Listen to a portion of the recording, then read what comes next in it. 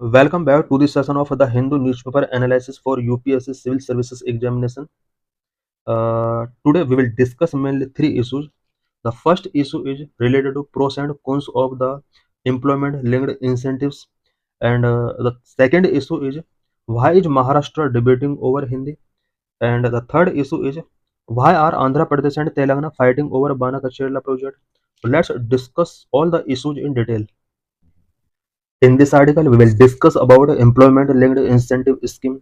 Employment linked incentive scheme क्या है जिसको गवर्नमेंट ने रिसेंटली लॉन्च किया है. Why news. The Union Cabinet approved an employment-linked incentive scheme with an outlay of rupees 99,446 crore. Recently, union government ने 99,446 करोड़ का एक employment linked incentive scheme launch किया है. The scheme, a promise made in the 2024-25 budget, is aimed at creating employment, particularly in the manufacturing sector. ये जो scheme है ये government ने 2024-25 बजट के अंदर अनाउंस किया था और ये मेनली एम्प्लॉयमेंट क्रिएट करने के लिए एक स्पेशल स्कीम है और स्पेशली मैन्युफैक्चरिंग सेक्टर में इस स्कीम के थ्रू वेरियस टाइप के एम्प्लॉयमेंट जनरेट किए जा सकते हैं. It is a part of the Prime Minister's package of 5 schemes to facilitate employment, such as internship with big companies and measures to improve skill of youth. Employment linked incentive scheme जो है वो prime minister के 5 जो special scheme prime minister के under आती है उसका एक पार्ट है जिसके थ्रू वेरियस टाइप के एम्प्लॉयमेंट जनरेट किए जाते हैं. What are the key provisions? The employment linked incentives scheme incentivizes creation of more than 3.5 crore job over a period of 2 years. Employment linked incentive scheme के under ये target रखा गया है कि अबाउट 3.5 करोड़ जॉब इसके थ्रू क्रिएट की जाएंगे और 2 ईयर का टाइम पीरियड इसके लिए फिक्स किया गया है. Come into operation from August 1, 2025 and ends on July 31, 2027. Employment linked incentive scheme जो अभी अप्रूव किया गया है नेक्स्ट मंथ अगस्त 1 से स्टार्ट होने वाला है और 31 जुलाई 2027 तक कंटिन्यू ये रनिंग में होगा. The Employees Provident Fund Organization EPFO will implement the scheme. इस स्कीम को इम्प्लीमेंट करने के लिए EPFO को रिस्पॉन्सिबिलिटी गिवन की गई है. The manufacturing sector incentivise will be extended to third and fourth years as well. अगर इस स्कीम का सक्सेस रेट अच्छा रहता है तो थर्ड एंड फोर्थ ईयर के लिए भी इसको एक्सटेंड किया जा सकता है. How have employers responded. इस स्कीम को लेकर एम्प्लॉयर्स के क्या क्या रिस्पॉन्स रहे हैं. Number one, welcomed the scheme. Employers have welcomed the scheme with caveats. Employers ने इस स्कीम को वेलकमिंग किया. Number two, drive employment. It will drive employment specially in the manufacturing sector through an innovative approach. ये scheme innovative approach के through manufacturing sector में employment को drive करेगी. Number three, रिसेव India's employment landscape. ELI scheme has the potential to reshape India's employment landscape and boost labor intensive sector. India के अंदर labour incentive sector को ये scheme boost कर सकती है. साथ ही इंडिया के एम्प्लॉयमेंट लैंडस्केप को ये रीशेपिंग करने की पोटेंशियल रखती है. Focus of the scheme must be directed toward micro small manufacturing units and allied services sector. ELI scheme का जो मेन फोकस होना चाहिए वो माइक्रो स्मॉल मैन्युफैक्चरिंग यूनिट्स की तरफ होना चाहिए और साथ ही अलाइड सेक्टर जितने भी हैं उस पर इस स्कीम का मेन फोकस होना चाहिए. What about the trade unions. Trade unions ने इस स्कीम को लेकर अपना किस तरह का रिस्पॉन्स रखा है. All 10 central trade unions have questioned the scheme. कुछ सेंट्रल ट्रेड यूनियंस ने इस स्कीम से रिलेटेड कुछ कंसर्न रेज किए हैं, कुछ क्वेश्चंस रेज किए हैं. RSS backed Bharatiya Mazdoor Sangh has welcomed the ELI scheme with a rider that the government must expand the social security base and improve the quality of employment. RSS backed भारतीय मजदूर संघ ने इस scheme को welcome किया है but government को चाहिए कि वो इस स्कीम को स्कीम का जो सोशल सिक्योरिटी बेस है उसको एक्सपेंड करे और साथ ही एम्प्लॉयमेंट की क्वालिटी को यहाँ पर इम्प्रूव करने की नीड है. Other unions fear that workers money will be used to incentivise employers. Other unions का जो मेन फियर है वो ये है कि वर्कर्स की मनी को एम्प्लॉयर्स को इंसेंटिवाइज करने के लिए यूज किया जाएगा। What are some of the concern, इस स्कीम से रिलेटेड कुछ कंसर्न है वो क्या क्या है। There are concern on the role of the EPFO in the scheme, इस स्कीम के अंदर जो ईपीएफओ का जो रोल है उससे रिलेटेड कंसर्न है। As EPFO is only a custodian of saving of employees, unions are asking how it can act as an agency to implement the scheme. Various unions का कहना है कि इस स्कीम को इम्प्लीमेंट कराने के लिए ईपीएफओ को जो रिस्पॉन्सिबिलिटी दी गई है वो रिस्पॉन्सिबिलिटी कैसे गिवन की जा सकती है, और ईपीएफओ एक एजेंसी के तौर पर वर्क कैसे कर सकता है। ये कुछ क्वेश्चंस हैं जो वेरियस ऑर्गेनाइजेशंस ने रेज किए हैं। As EPFO is not an agency with the responsibility of creating job, there are demands to create a separate agency to implement the scheme. EPFO कोई एजेंसी नहीं है जिसके लिए जॉब क्रिएट करने की रिस्पॉन्सिबिलिटी दी जाए। इसके लिए लोगों ने डिमांड किया है कि एक सेपरेट एजेंसी होना चाहिए ताकि इस स्कीम को इम्प्लीमेंट कराया जा सके। Industry experts are also questioning why the government is not addressing the slowdown in the economy and not taking steps to improve the purchasing power of workers. Industry experts ने भी इस scheme से related कुछ questions raise किए हैं, specially government के before भी इन्होंने कुछ क्वेश्चंस रेज किए हैं। इन्होंने गवर्नमेंट से के बिफोर क्वेश्चन रखा है कि गवर्नमेंट इकोनॉमी के अंदर जो स्लो डाउन आ रहा है उसको एड्रेस क्यों नहीं करती गवर्नमेंट। इन्होंने कहा है कि गवर्नमेंट को वर्कर्स के परचेजिंग पावर को इम्प्रूव करने के लिए कुछ स्टेप्स टेकिंग करना चाहिए। What are the controversies related to Hindi language in Maharashtra. Recent में महाराष्ट्र के अंदर हिंदी लैंग्वेज को लेकर कुछ कंट्रोवर्सीज चल रहे हैं, वो कंट्रोवर्सीज क्या क्या है उससे रिलेटेड हम कुछ इंपॉर्टेंट पॉइंट्स डिस्कस करेंगे। Why news, the linguistic debate in Maharashtra continues days after the Maharashtra government withdraw two orders introducing Hindi as the third language in primary education across Marathi and English medium state board schools. Maharashtra के अंदर कुछ linguistic debate अभी भी continues है, because Maharashtra government ने recently 2 orders को withdraw किया है।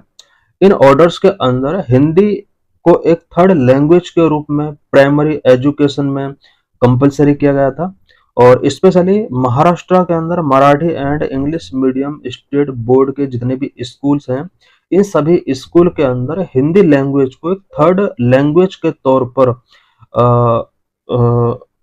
फिक्स किया गया था। बट इससे रिलेटेड ये जो ऑर्डर था उसको अब विड्रॉ कर लिया गया महाराष्ट्र गवर्नमेंट के द्वारा। The government has appointed a committee to study the 3 language policy. Government ने 3 लैंग्वेज पॉलिसी को स्टडी करने के लिए एक कमेटी भी अपॉइंट की है। What is the language debate in Maharashtra, Maharashtra के अंदर ये लैंग्वेज डिबेट क्या है। On April 16, the Maharashtra government issued an order making Hindi mandatory as the third language in all English and Marathi medium schools of the state board in Maharashtra. 16 अप्रैल को Maharashtra government ने एक order issue किया। इस order के according Maharashtra के अंदर English and Marathi medium के जितने भी स्टेट बोर्ड स्कूल थे उन सभी स्कूल के अंदर थर्ड लैंग्वेज के तौर पर हिंदी को मैंडेटरी किया गया। The government said that it was as per the provision of the National Education Policy 2020. Government का कहना है कि ऐसा जो किया गया इट मीन्स जो हिंदी को मैंडेटरी किया गया वो नेशनल एजुकेशन पॉलिसी 2020 के प्रोविजन के अकॉर्डिंग किया गया है। At present 2 languages are being taught from grade 1 to grade 4 in all the English and Marathi medium school in the state. Present की अगर बात की जाए महाराष्ट्र के अंदर ग्रेड 1 से लेकर ग्रेड 4 तक की क्लास में English and Marathi medium schools के अंदर ओनली 2 लैंग्वेजेस यहाँ पर टॉट की जाती हैं। As per the state education framework 2024 Hindi will be mandatory as the third language in all the English and Marathi medium school from grade 1 to grade 5, the order stated.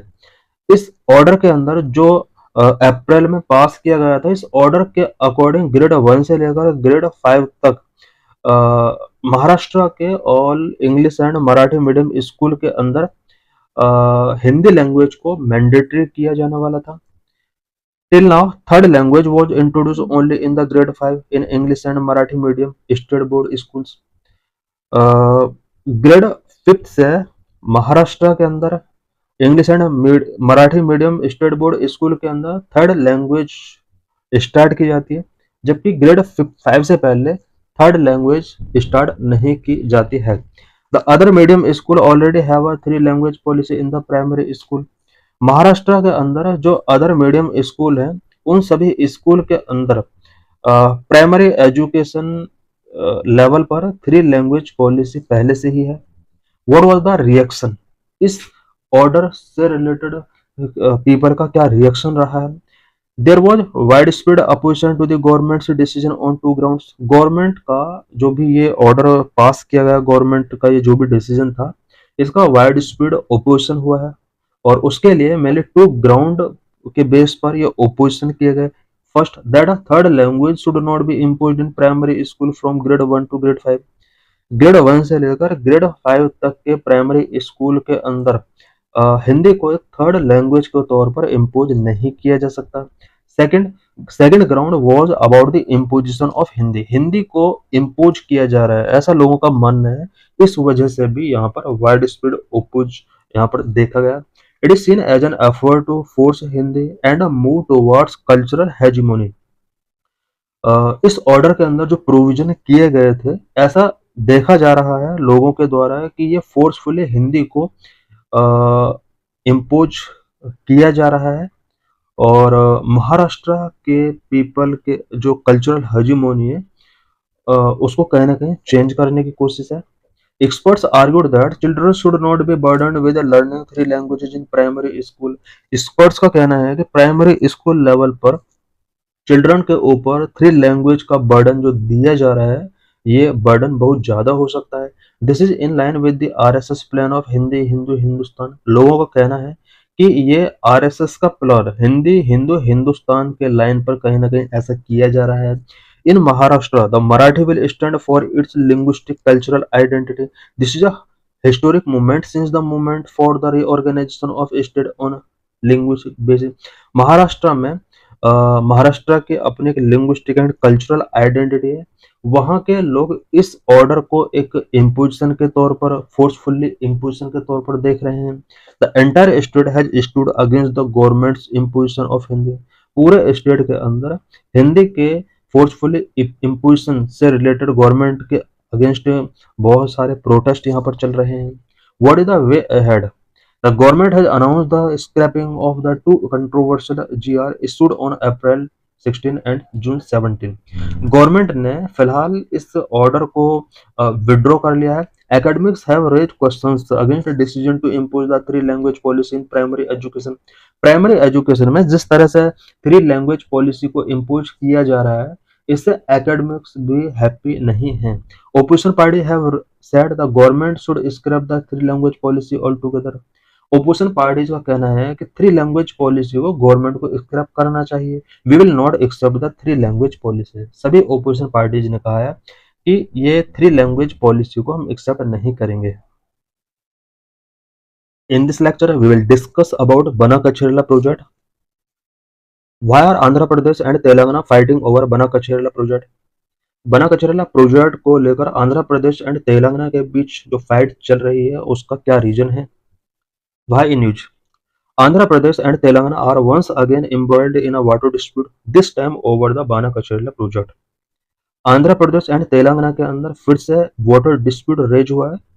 इस time बाना-कचरेला project को लेकर इनके बीच dispute raise हुए हैं। The ambitious project which will link the Godavari and Krishna river basin via reservoirs canals. Banakacherla project जो है, इस project के through Godavari and Krishna river basin को वेरियस रिजर्वर्स के थ्रू एंड कैनल्स के थ्रू लिंक किया जाएगा। What is the Banakacherla project? Banakacherla project real में क्या है? Post bifurcation Andhra Pradesh has strive to utilise the surplus Godavari water to provide relief to a drought prone Rayalaseema region. Andhra Pradesh और तेलंगाना का जब से बाइफर्केशन होता है, बाइफर्केशन के बाद आंध्र प्रदेश गोदावरी वाटर का जो भी सरप्लस वाटर है, प्रोविजन किया गया कि वो इसका यूटिलाइज करेगा, सो दैट आंध्र प्रदेश के अंदर रायलसीमा रीजन के अंदर जो ड्रॉट प्रोन एरियाज हैं उसको रिलीफ मिल सके। By interlinking the Godavari Krishna basin, the 2000 TMC feet Godavari river water flowing into the bay of Bengal can be diverted from the Palavaram Dam toward the Bana-Kachela region in Rayalaseema. Godavari और Krishna basin को अगर interlink किया जाता है तो 2000 TMC fit Godavari river water जो कि बे of Bengal की तरफ फ्लो होता है उसको बाना कल्चरल रीजन की तरफ डाइवर्ट किया जा सकता है with an estimated cost of 80,112 crore. Banakachela project required the acquisition of 40,500 acres including forest land. बाना कचरेला प्रोजेक्ट का जो टोटल कॉस्ट होने वाला है वो 80,112 करोड़ होने वाला है और इसके लिए अबाउट 40,500 एकड़ फॉरेस्ट लैंड की भी नीड होगा. Annually, 3,000 TMC of Godavari flood waters run into the Bay of Bengal during the 100 odd days of monsoon. Annually, 3,000 TMC Godavari flood waters bay of Bengal में रन हो जाता है. Andhra wishes to divert 200 TMC of this runoff towards Krishna. Yearly ये जो 3,000 TMC Godavari flood water जो बे of Bengal की तरफ चला जाता है. आंध्र प्रदेश चाहता है कि इस वाटर का अबाउट 200 टीएमसी वाटर को डाइवर्ट कर लिया जाए कृष्णा रिवर की तरफ. Andhra see this as the most viable solution to Rayalaseema drought. Andhra ने ये देखा है कि ये जो वाटर है रायलसीमा का जो ड्रॉट प्रोन एरिया है उसके लिए एक सॉल्यूशन ये हो सकता है. Dispute between Andhra Pradesh and Telangana. Andhra Pradesh और तेलंगाना के बीच में बहुत सारे डिस्प्यूट्स रहे हैं वाटर से रिलेटेड डिस्प्यूट.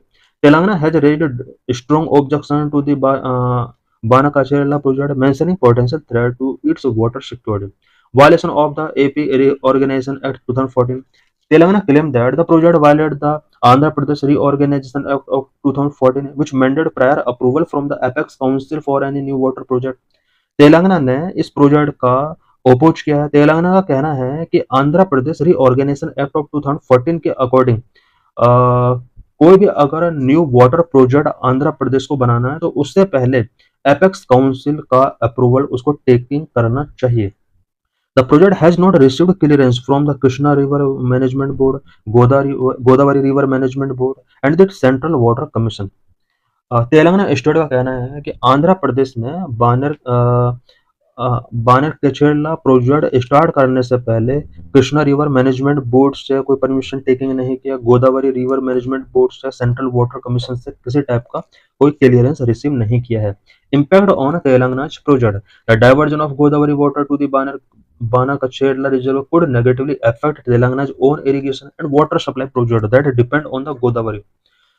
अगर गोदावरी वाटर का डाइवर्जन किया जाता है बानाकचेला रिजर्व के थ्रू तो इससे तेलंगाना के ऊपर नेगेटिवली इम्पैक्ट पड़ सकता है बिकॉज तेलंगाना का जो irrigation and water supply project है वो अफेक्ट हो सकते हैं. Root causes of water dispute का रूट कॉजेज क्या क्या है. Number 1, increasing water scarcity. Growing population, urbanisation add the demands of agriculture and industry created pressure on water resource. Because दोनों स्टेट के अंदर वाटर स्केर्सिटी इंक्रीज हो जाता है. दोनों स्टेट के अंदर पॉपुलेशन ग्रो हो रहा है, अर्बनाइजेशन इंक्रीज हो रहा है, एग्रीकल्चर एंड इंडस्ट्री पर्पज के लिए वाटर की डिमांड इंक्रीज होती है. इससे वाटर रिसोर्स के ऊपर बहुत ज्यादा प्रेशर पड़ता है. Number 2, historical and geographical factor. कुछ हिस्टोरिकल एंड जियोग्राफिकल फैक्टर्स भी हैं जो स्टेट के बीच में वाटर से रिलेटेड डिस्प्यूट रेज करता है. The reorganisation of state on a linguistic line often disregard the natural boundaries of river basins. Because in state का जो रीऑर्गेनाइजेशन किया गया है वो लिंग्विस्टिक बेस पर किया गया है, लिंग्विस्टिक लाइन के बेस पर रीऑर्गेनाइजेशन किया गया है जो कि natural boundaries of river basins को कहीं ना कहीं डिसरिगार्ड करता है. Number 3, vagueness in water sharing agreement. Water sharing agreement दोनों स्टेट के बीच में जो भी किए गए हैं वो काफी वोगनेज से फुल है. Lack of clear and scientific data on water availability and flow leads to conflict claim. दोनों स्टेट के बीच में जो वाटर शेयरिंग एग्रीमेंट है साइंटिफिक डाटा या क्लियर एग्रीमेंट नहीं है जिसकी वजह से दोनों स्टेट के बीच में कॉन्फ्लिक्ट होते हैं. Number 4, political mobilisation. Water is an emotive issue and political parties often use these disputes for electoral gain, making negotiations difficult. Because water एक इमोटिव इशू है और पॉलिटिकल पार्टीज इस तरह के इश्यूज को इलेक्टोरल गेन के लिए यूज करते हैं.